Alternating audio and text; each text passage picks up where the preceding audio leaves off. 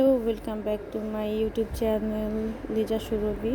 তো আজকে আমি কাচ্চি বিরিয়ানি রান্না করেছিলাম, তো সেটার রেসিপি তোমরা যদি চাও কমেন্ট করে জানিও।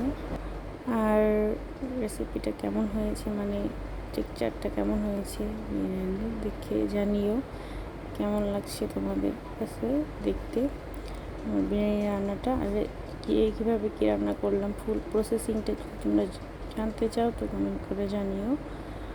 আর এই তো আমি এটাকে ভাপে রেখেছিলাম প্রায় 1 ঘন্টার মতো। আমি এটাকে কাঁচা রান্না করিনি, মাংসটা আগে একটু কষিয়ে নিয়েছিলাম, দেন আমি এভাবে লেয়ার করে দিয়েছিলাম। আর কিছু আলুও দিয়েছিলাম ভেজে কেটে বড় বড় পিস করে।